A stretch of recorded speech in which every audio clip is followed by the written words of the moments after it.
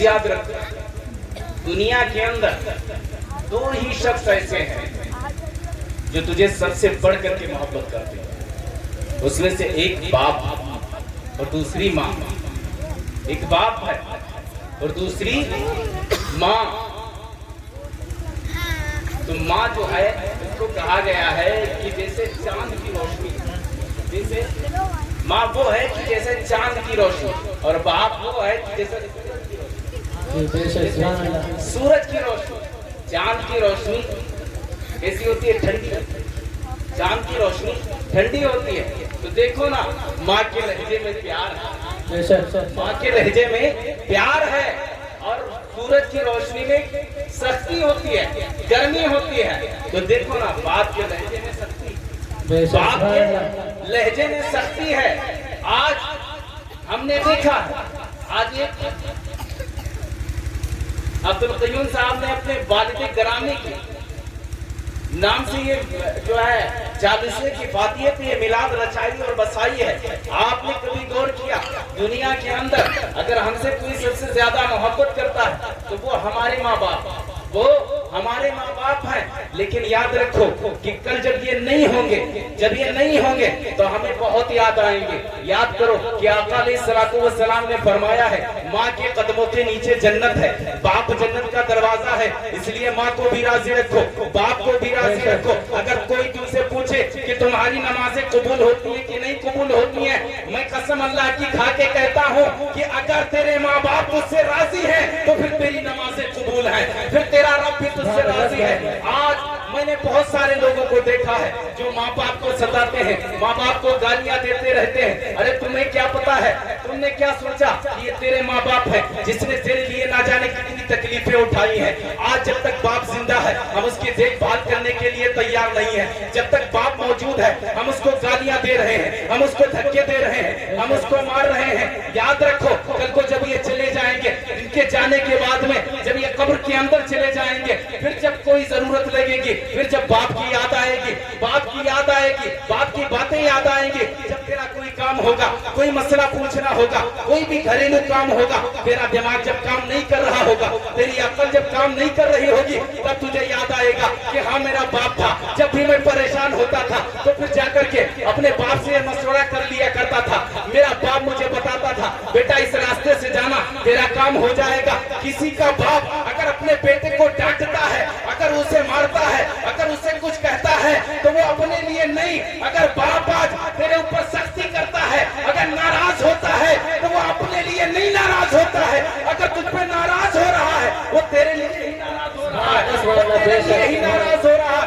याद रख, तू कहता है मैंने बाप के लिए सारे इंतजाम कर दिए, मैंने माँ के लिए सारे इंतजाम कर लिए, मेरा बाप मुझे गालियां देता है। अरे तू गाली देने की बात करता है, अगर जब तेरा बाप तेरी सारी दौलत भी लुटा दे नहीं कह सकता है, फिर भी तुझे उफ नहीं कह सकता। तू कहता है तेरा बाप तुझे मारता है, सुन, अगर जब तेरा बाप तुझे गालियां देता है, तुझे चट्टा भी मार दे, फिर भी तू उफ ना कर। जिन्होंने बाप का अदब किया है, जिन्होंने बाप की सख्तियां सही है, याद रख, जमाना आज उन्हें झुक झुक करके सलाम कर रहा है, जमाना आज उन्हें झुक झुक करके सलाम कर रहा है। याद कर अपने बचपने को, जब तेरा बचपन था यही तेरा बाप है। आज इकराम का है जम्बे गफीर की जमात मेंबर के ऊपर बैठी है, इनसे पूछो ये अपने आप मदरसे में नहीं गए थे, जब भी अपने आप मदरसे में नहीं गए थे, बल्कि ये हमारे वालिदों का ही जो है हमारे ऊपर एहसान है कि वो हमको पकड़ करके ले करके जाते थे 100 किलोमीटर की दूरी पे, हमें जा करके मदरसे में डाल करके आते थे।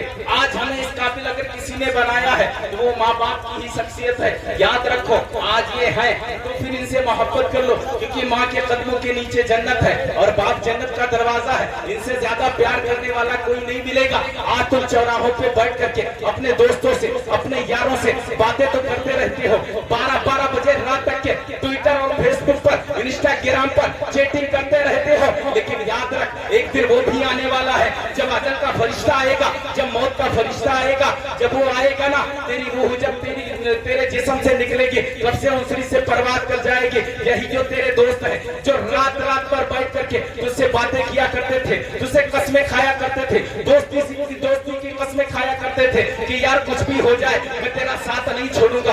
आज तुझे नहलाने के लिए तैयार नहीं है, आज तुझे नहलाने के लिए तैयार नहीं है, तुझे देखने को तैयार नहीं। यही सारे दोस्त हैं, तुझे नहलाया गया है, कफन तुझे पहनाया गया है, तेरे साथ जाएंगे। इनसे ये भी ना हो सकेगा कि ये जा रहा है जिसके साथ में बैठ करके सारी रात बातें करते रहते थे, दुनिया की बातें करते रहते थे। कम से कम इसके लिए कलमा ही पढ़ते, कम से कम इसके लिए दरूद ही पढ़ते। कोई नहीं कहेगा, वो भी दुनिया की बातें करते जाएंगे। यार अब क्या होगा, ये तो रात भर बैठ करके हमारे साथ में बातें किया करता था। लेकिन याद रख, तूने दिल भी लगाया तो किससे लगाया? अगर दिल ही लगाना है तो फिर मदीने वाले से लगाओ, मुस्तफा जाने रहमत से लगाओ, अल्लाह के हबीब से लगाओ, मोहम्मद अरबी से लगाओ। क्योंकि ये दुनिया के दोस्त सिर्फ दुनिया ही में काम आएंगे, लेकिन वो मुस्तफा ऐसे हैं जो दुनिया में भी काम आएंगे, कब्र में भी काम आएंगे और हश्र में भी काम आएंगे। यही तेरे दोस्त तुझे कब्रिस्तान लेकर के जाएंगे, तुझे तेरी कब्र के ऊपर बस इतनी ही देर खड़े होंगे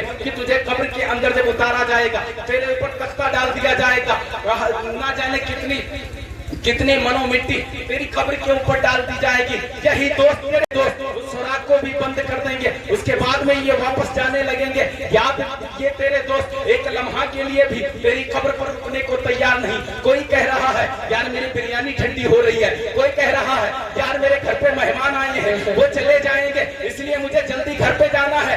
तूने किससे दिल लगाया था? उससे दिल लगाया था जिसके साथ में बैठ करके रात भर बातें किया करता था। आज वो एक लम्हा के लिए तेरी कब्र पर रुकने को तैयार नहीं। लेकिन याद रख, तूने जिनसे दुनिया में दिल लगाया, 12 बजे रात तक कर बैठ करके उनसे तू बातें करता रहा, वो तुझे छोड़ के पल में जा रहे हैं। लेकिन इधर जैसे तुझे छोड़ करके चले हैं, कब्र में मुनकर नकीर आए हैं, फरिश्ते आए हैं, जैसे ही तेरे चेहरे से कफन को हटाया है, तेरी आंखें बाद में खुलती हैं। मदीने वाले का जलवा पहले का। नारे तकबीर, नारे तकबीर, नारे रिसालत, मसलके आला हज़रत, फैज़ाने आला हज़रत मौलाना क़लीलुल्लाह साहब क़िबला, जश्न गौसुल गरा, नारे तकबीर। लोगों, दिल लगाना है तो फिर आमना की लाल से। अगर मोहब्बत का दावा ही है तो मोहब्बत ऐसी करो जैसी मोहब्बत अबू बकर सिद्दीक ने की। सुभान अल्लाह, सुभान। मोहब्बत का दावा करते हो तो फिर ऐसी मोहब्बत करो जैसी उमर फारूक आजम ने की है। मोहब्बत का दावा करते हो तो ऐसी मोहब्बत करो जैसे उस्मान गनी ने की है। मोहब्बत का दावा करते हो तो फिर ऐसी मोहब्बत करो जैसी मौला अली ने की है। अरे मोहब्बत का दावा ही करते हो तो फिर ऐसी मोहब्बत करो जैसे कि वैसे करनी ने की है, जैसे कि वैसे करनी ने की है। अब वैसे करनी की बात आई तो बताओ, ये वैसे करनी कौन? ये वैसे करनी कौन है? बात तब नहीं है कि सारी जिंदगी हम आका कह के पुकारे, बात तो जब है जब मदीने वाला हमें गुलाम कह के पुकारे। बेशक बात तो जब है जब मदीने वाला हमें अपना गुलाम कह के पुकारे। लेकिन लोगों, आज दुनिया के लालच में हमने दीन को छोड़ दिया। और आज ये जो हमारी कौम है, जानते हैं ये गलत रास्ते पे क्यों जा रही है? मैंने उनमें से सुना, लोगों ने देखा है कि 80% लोग हराम के लुकने के शिकार हो रहे हैं, हराम के लुकने के शिकार हो रहे हैं। इसलिए ये कौम इस रास्ते पे जा रही है। लोगों, तुम कहाँ हो? मोहब्बत करनी है तो फिर ऐसी करो जैसी वैसे करनी ने की है। कौन हुए? आका अलैहिस्सलाम। मदीने की सरजमीन है, इसके लोग सहाबा का मजमा लगा हुआ। आका ने फरमाया, सहाबा देखा, सहाबा ने देखा कि मुस्तफा जाने रहमत सल्लल्लाहु अलैहि वसल्लम मिंबर पे खड़े होकर के रुख यमन की जानिब करते हैं, रुख यमन की जानिब करते हैं और कहते हैं, लोगों मुझे यमन से वफा की खुशबू आती है। यमन से वफा की खुशबू आती है। कहते या रसूलल्लाह, कौन है यमन? कहा मेरा एक दोस्त रहता है। हाँ, मेरा एक दोस्त रहता है। कहा या रसूलल्लाह, आपका दोस्त जिसका आप तस्करा करें? कहा हाँ। कहा उसका नाम उवैस है, वो मेरा दीवाना है। कहा या रसूलल्लाह, जब वो आपका ऐसा दीवाना है तो फिर आपसे मिलने क्यों नहीं आया? आका ने फरमाया, उसकी मजबूरी है। वो माँ बाप को सताने वालों, तुम जाते हो किसी पीर के पास, ढोंगी बाबाओं के चक्कर में पड़े हो, आज इमाम साहब के पास जाते हो, मौलानाओं के पास जाते हो, आज मेरी औलाद सही रास्ते पे नहीं चल रही है, आज तुम लोगों के पास जाते हो, एक ताबीज बना करके दे दो, मेरे घर में बरकत नहीं हो रही है, कसम खुदा की आज तुमने माँ बाप की खिदमत करना बंद कर दिया है, इसलिए तुम्हारे घरों में बरकत नहीं हो रही है, कसम खुदा की तेरे घर में कोई परेशानी नहीं आएगी। अगर तेरे माँ बाप जिंदा है तो किसी भी मौलवी के पास ताबीज बनाने की जाने के लिए जरूरत नहीं है, जा अपने माँ बाप की खिदमत कर ले, तेरे घर में बरकतें ही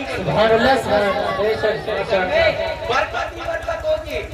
आका ने फरमाया कि सहाबा मजबूरी है, कहा यार रसूलल्लाह क्या मजबूरी है, इसकी क्या मजबूरी है कि वो आज नहीं आ पाया, कहा उसकी बूढ़ी माँ, उसकी एक बूढ़ी माँ है जो नाबीना थी, और उसके सिवा उसकी माँ का वो इसके सिवा दुनिया में कोई नहीं है, यमन में कोई नहीं है, इसलिए वो नहीं आ सका।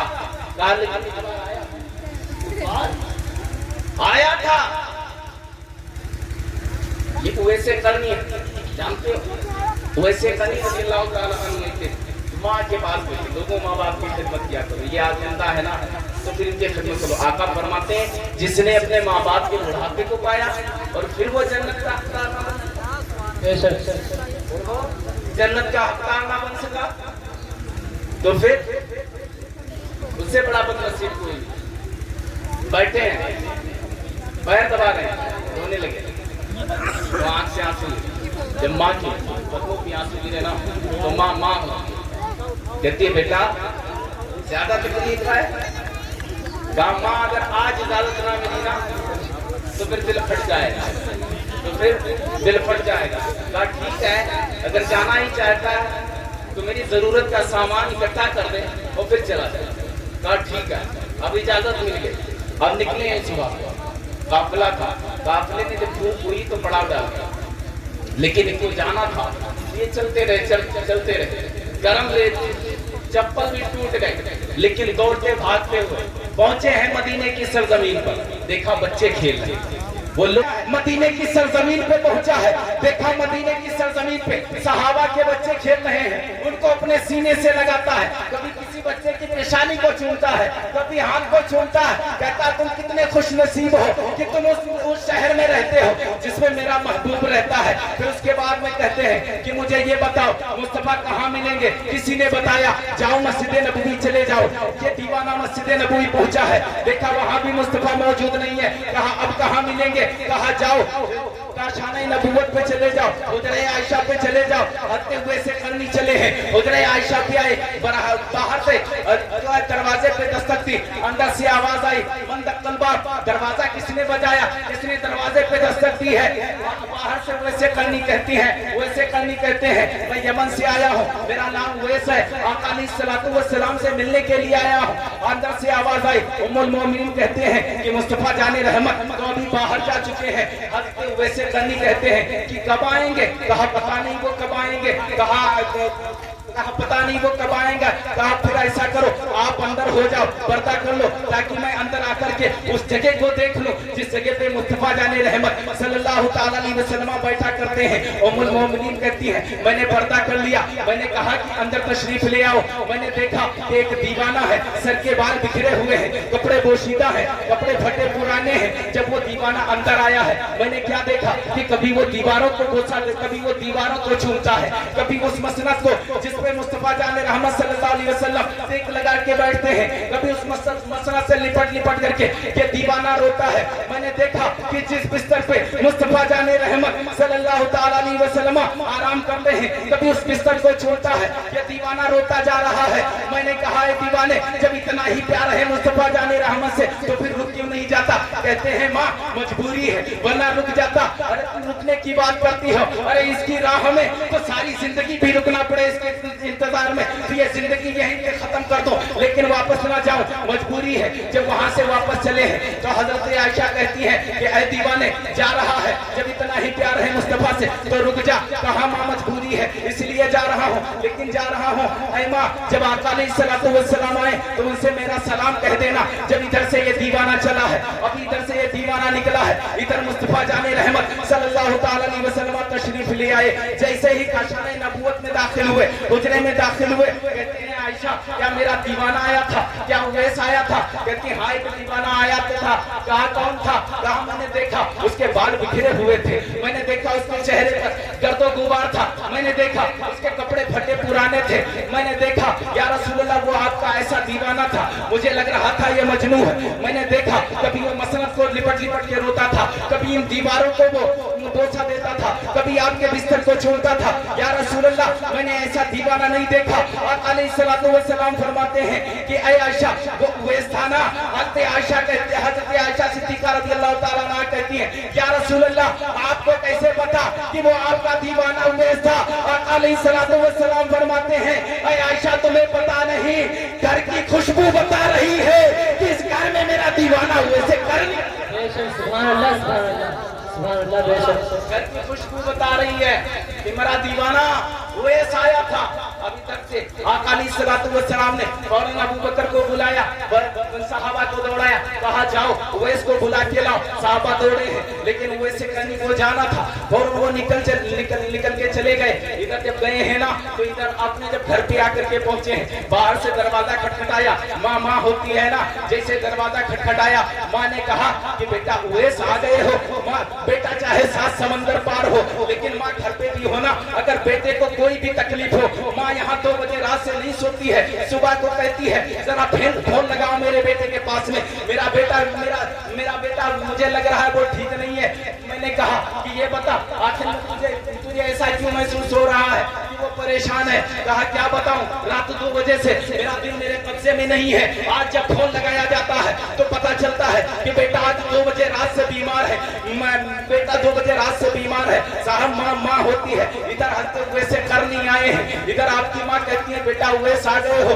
हाँ आ गया हूँ। जब अंदर आए तो कहा बेटे तुम तो उस जगह पे आके वहाँ तुम होके आए हो जहाँ महबूबे दो आलम सल्लल्लाहु ताला अलैहि वसल्लम रहा करते हैं। अरे बेटा ये बताओ तुमने उन्हें देखा है, उनकी आंखें कैसी थी, उनकी जुल्फे कैसी थी? वो जब मुस्कुराते थे तो फिर कैसे लगते थे? जब वो बोलते थे तो फिर वो कैसे लगते थे? जब वो चलते थे तो उनके चलने का अंदाज कैसा था? इतना सुना है, ताकते हुए से कन्नी चीख मार के रोने लगे। माँ ने कहा बेटा क्या हुआ, क्यों रो रहे हो? कहते हैं माँ मैं गया तो था लेकिन वहाँ जाने के बाद में फिर भी मैं मुस्तफा का दीदार ना कर सका, इसलिए रो रहा हूँ। माँ ने कहा बेटा गए थे फिर भी दीदार नहीं हुआ, बेटा रोने की जरूरत नहीं है, इधर आजा, जल्दी से आजा, मेरे सीने से लग जा। माँ ने वैसे करनी को बुलाया है, अपने सीने से लगाया है, कहा बेटा रोने की जरूरत नहीं है, सुन तो मुस्तफा के दीदार के लिए गया था, सारी दुनिया मुस्तफा का जिक्र करती है। और सुन, एक माँ की खिदमत की दुआ ये तुझे मिल रही है कि सारी दुनिया मुस्तफा को याद करती है। बेटा जा, मुस्तफा तुझे सारी दुनिया मुस्तफा का जिक्र करती है, लेकिन मुस्तफा तेरा जिक्र करेंगे। और किया मुस्तफा ने। आका ने फरमाया सहाबा मेरे बाद ये मेरा खिलका उवैस को देना, वैसे कन्नी को देना, और उससे कहना कि वो इसे पहन करके मेरी उम्मत के लिए दुआ करे, मेरी उम्मत के लिए दुआ करे। लोगों ये माँ की खिदमत करना, ये माँ की खिदमत करना। कहते हैं ये मेरी माँ को दे, वो कहते हैं कि जाकर के वैसे कन्नी को दे। हंसते उमर और हंसते अली, बात को मुख्तसर क्यों सुनी कि मुस्तफा के विसाल के बाद हंसते उमर और हंसते अली आए हैं, वैसे करनी से मुलाकात, वैसे करनी से मुलाकात, सलाम दुआ के बाद कहा कि उवैस आका अलैहिस्सलातु वस्सलाम ने तुम्हें सलाम। वो लोगों किसी दुनियादार का सलाम नहीं आ रहा है, किसी जमींदार का सलाम नहीं आ रहा है, सलाम आ रहा है तो फिर मदीने के ताजदार का सलाम। सुभान अल्लाह। मैं फिर कहता हूँ कि सारी जिंदगी हम मुस्तफा मुस्तफा कहें तब बात नहीं बनती है, जब मदीने वाला हमें एक बार अपना गुलाम बना ले फिर बात बनती है।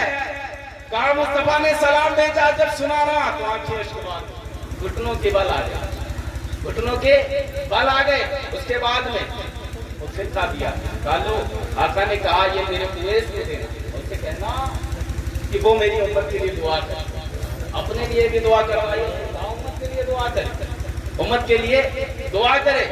हत्या हुए से करनी ने सजदे में सर रख दिया, रब की बारिका में अर्ज किया, मौला तू देख रहा है, तेरे महबूब ने मुझे सलाम भेजा है और अपना खिरका दिया है, मौला इस खिरके के सदके में मुस्तफा की गुनहगार उम्मत को बख्श दे। आवाज आई, ऐ उवैस हमने बख्श दिया, कहा और बख्श दे, कहा हमने बख्श दिया, कहा और बख्श दे, कहा बख्श दिया, कहा और बख्श दे, कहा ऐ उवैस हमने तेरी दुआ के सदके में मुस्तफा की आधी उम्मत को बख्श दिया, कहा मौला और बख्श दे, कहा उवैस आधी उम्मत को तेरी दुआ के सदके में बख्शा है और आधी उम्मत को अब्दुल कादिर की दुआ के। नारे तकबीर।